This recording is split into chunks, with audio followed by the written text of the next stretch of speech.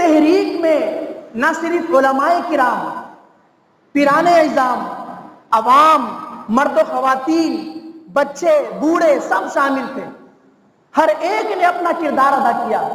اس وقت کوئی تعصب نہیں تھا، کوئی زبانی لسانی تعصب نہیں تھا، کوئی علاقائی تعصب نہیں تھا۔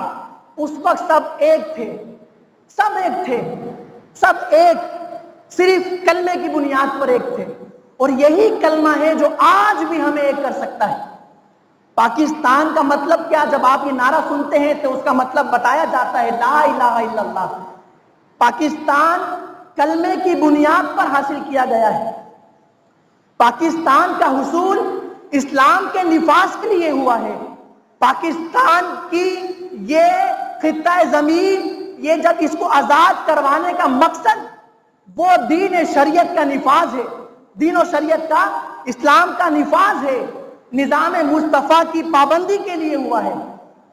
لیکن آج یہ سارے مقصد ہم پیچھے چھوڑ چکے ہیں، بلکہ 73 سال سے نہ ہمیں ایسے حکمران ملے، نہ ہمیں ایسی عوام ملی۔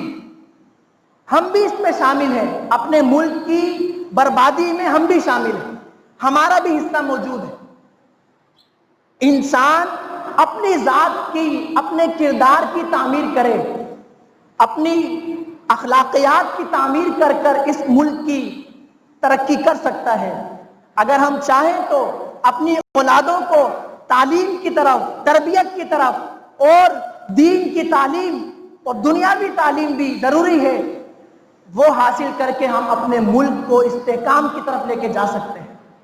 لیکن دیکھیے، ہمیں کھیل کود کی طرف لگایا گیا، ہمیں ادھر اسپورٹس میں پھنسا دیا گیا، ہمیں ناچ گانوں میں پھنسا دیا گیا، ہمیں فلم انڈسٹری میں پھنسا دیا گیا، ہمیں میڈیا کے جو حملے ہیں اس کے اندر۔ آج میڈیا بھی ہمارے سامنے کیا کردار ادا کرتا ہے۔ آج میڈیا پر بھی جشن آزادی پورے ملک پر، پورے ملک کے اندر بڑے جوش و خروش سے منائی جاتی ہے، مگر اس جوش و خروش میں یہ نہیں پتا کہ پاکستان جس مقصد کے لیے حاصل کیا گیا تھا، آج آزادی مناتے ہیں اسی مقصد کو روند کر، آج آزادی مناتے ہیں ناچ کر، آج جشن مناتے ہیں گانے گا کر، آج جشن مناتے ہیں بےہودگی کر کے، آج جشن مناتے ہیں نمازیں چھوڑ کر۔ آج تو بچہ بھی ہمارا باجے کے ذریعے شور مچا کر جشن منا رہا ہے۔ یہ کیسا جشن ہے؟